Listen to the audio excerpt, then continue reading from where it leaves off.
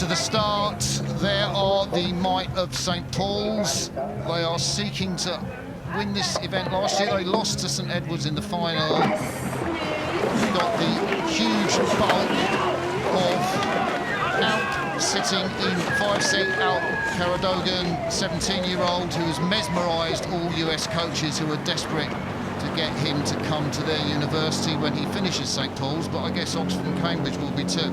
And St Paul's are racing Emanuel School. We saw Emanuel School earlier, Tom, with their girls' crew in the Prince Philip, and it's quite unusual for a school to have a girls' crew and a boys' crew in the school events at Henley.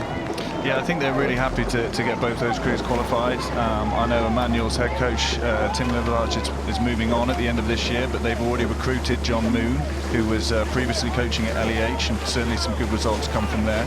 So, you know, there's been possibly a change of coach or another coach coming in throughout this year, but yeah, it's going to be really, really difficult to go against St Paul's. These boys have really tried to make up for that loss last year. They have some incredible results over this year. They won Eights Head, they won Nat School's Regatta, they were the fastest junior crew at Wallingford, Met and Marlow. They've got some serious speed here. They're looking like one of the crews to beat in this event.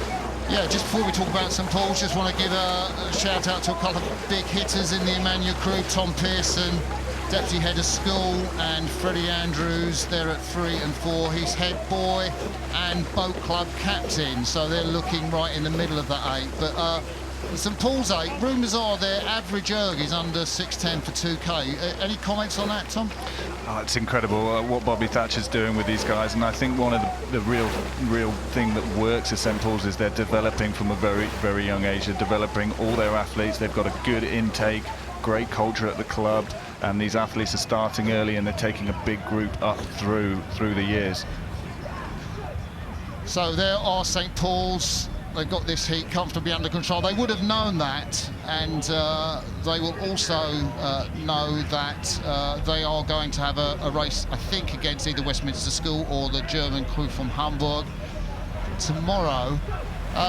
One of the things, and we're sort of here, Matt Britton, who's going to take over commentary from me, was actually the commentator on that race, I think with Sarah Cook, where Eton won in 2018.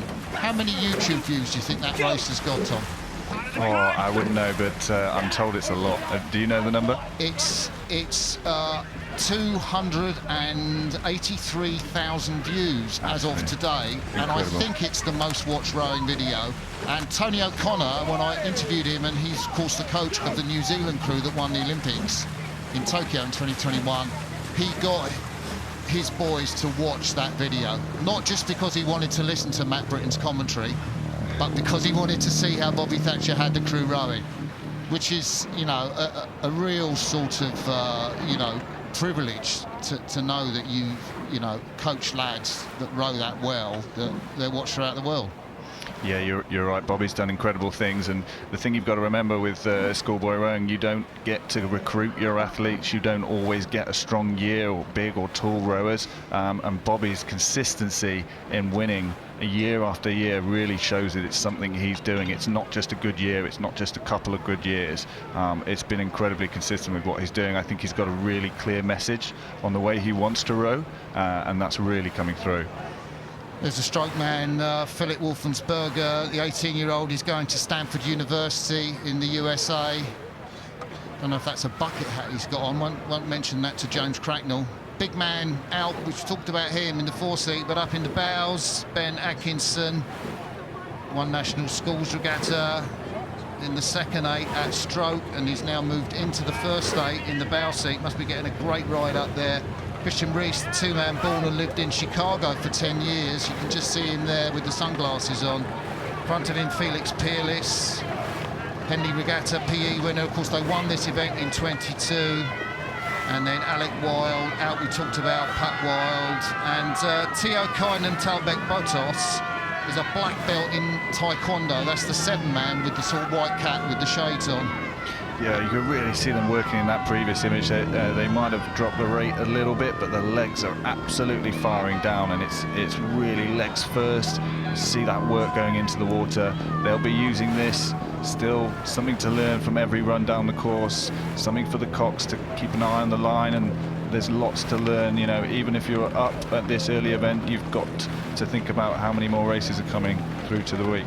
Emanuel School, great job to be here. As we said, with the girls 8 in the Prince Philip Cup, this is a fantastic job that the boys have done to qualify for the regatta.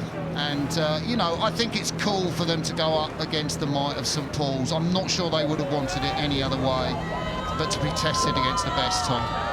Well, that's Henley. You know, it's a draw. You never know who you're going to get. Sometimes you get lucky, sometimes you get unlucky. You've got to keep turning up, keep entering. They've done a fantastic job just to qualify here. It's another heavily oversubscribed event. So getting themselves to this stage in regatta is still a fantastic achievement for this crew.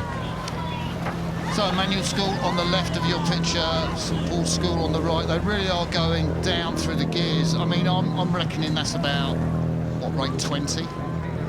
Yeah, at this point, they know the race is won. They will have gone for the first half of the race, maybe to practice that start section, but now they're just bringing the work down, staying respectful, still working, making sure that they're allowing this race to finish. But, you know, like at this point, just about they'll be able to have an eye on tomorrow. As soon as they get through to that finish line, it's going to be all about warming down and preparing for tomorrow.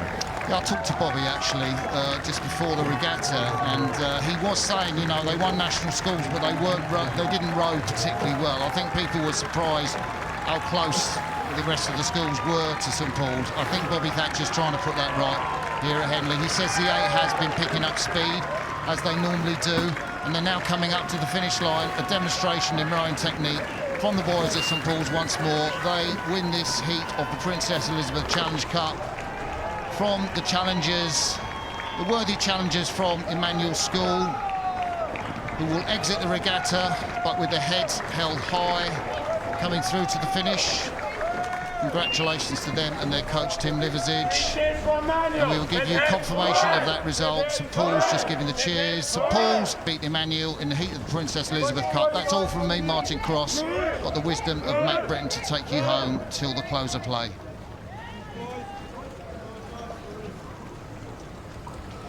Really great work to see between those crews still, you know, sportsmanship and 3 cheers between each cruise. Really, yeah, really good to see. Great to be joining you, Tom, and it's Matt Britton here as we